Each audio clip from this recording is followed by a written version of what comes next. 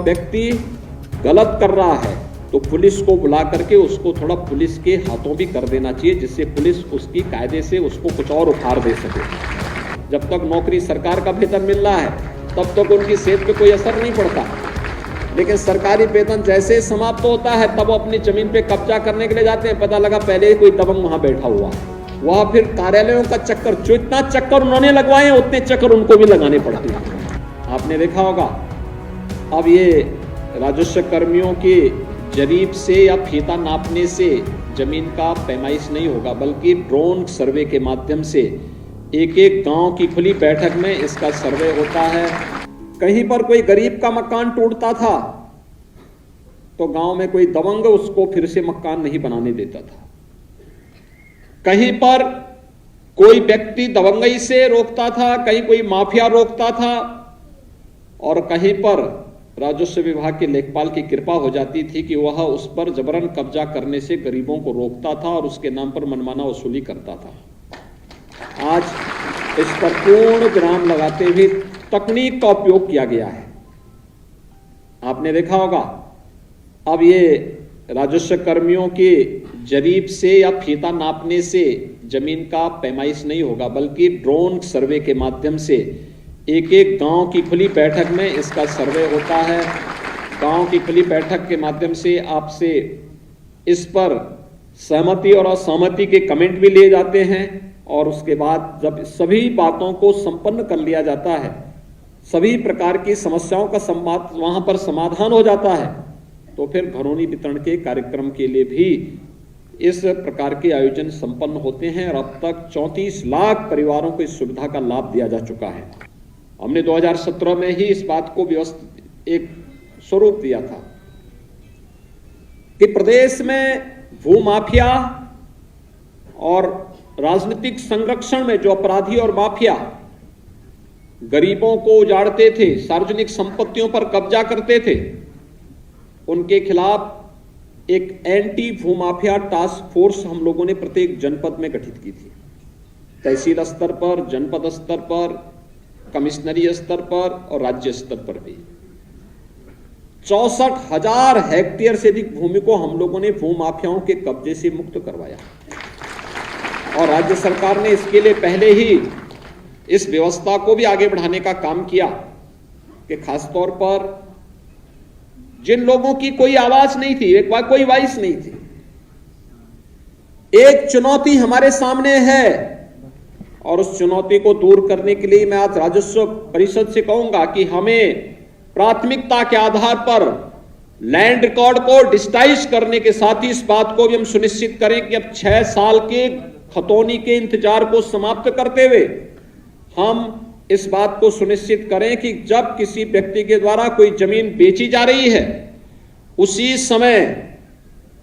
समय उसका नाम उस खतौनी में दर्ज कराने का प्रावधान भी करने की तैयारी हो और दिखाई दे, और एक निश्चित प्रक्रिया के साथ हम उसको जोड़ने का काम भी करें।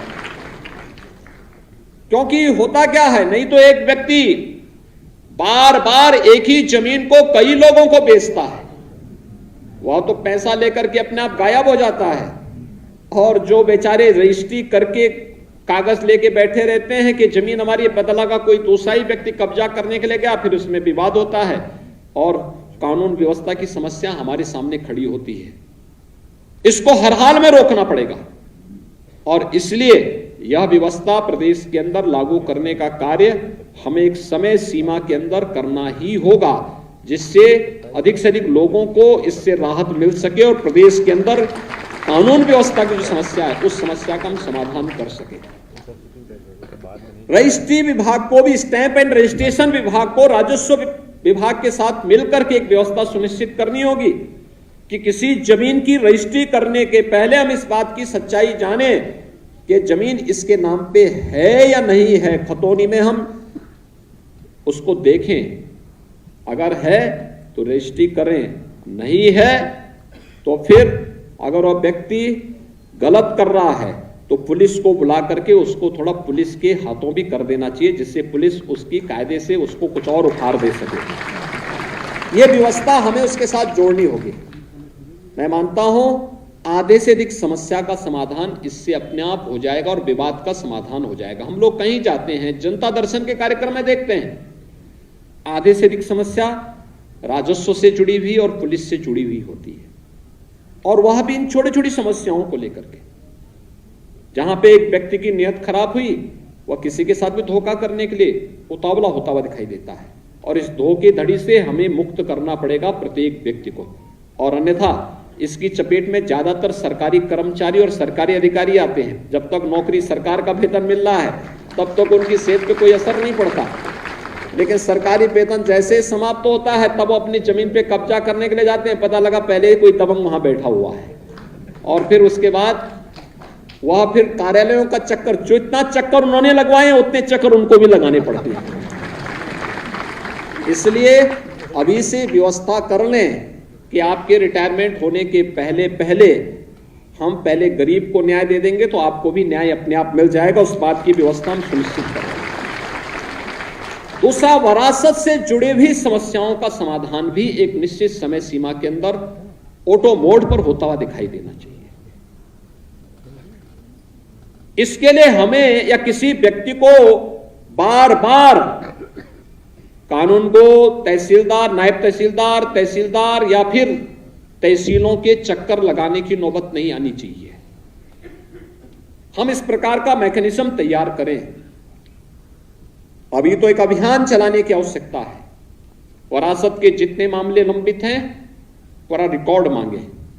जवाबदेही तय करें, और एक समय सीमा के अंदर हर तहसील को हम इस बात को जोड़ें कि इसको हमें जीरो तक लेके जाना है, और जिससे लोगों को अधिकाधिक सुविधा हो सके। पैमाइश से जुड़ी हुई समस्या का समाधान भी हम लोग एक समय सीमा के अंदर कर लें, कोई पेंडिंग नहीं रहेगी। अगर ये राजस्व से जुड़ी हुई इन समस्याओं का समाधान हो जाता है तो अपराध में आधी से अधिक कमी हो जाती है, और अपराध में कमी होती है तो हम प्रदेश के अंदर जिस कार्य में अनावश्यक समय खर्च करना पड़ता है उस समय का उपयोग हम किसी अन्य रचनात्मक कार्य के साथ करेंगे तो प्रदेश विकास के पथ पर अग्रसर होगा। आज यहां पर 11 लाख से अधिक घरौनी वितरण का एक कार्यक्रम जो हुआ है, एक बड़ा कार्यक्रम है ये, और इस बड़े कार्यक्रम का परिणाम भी किस रूप में आपको देखने को मिलेगा। आप देखेंगे जो ये प्रधानमंत्री स्वामित्व योजना के माध्यम से अत्याधुनिक तकनीक का उपयोग करते हुए जो एक कार्यक्रम यहां पर संपन्न हुए हैं, इसके कई लाभ हैं। एक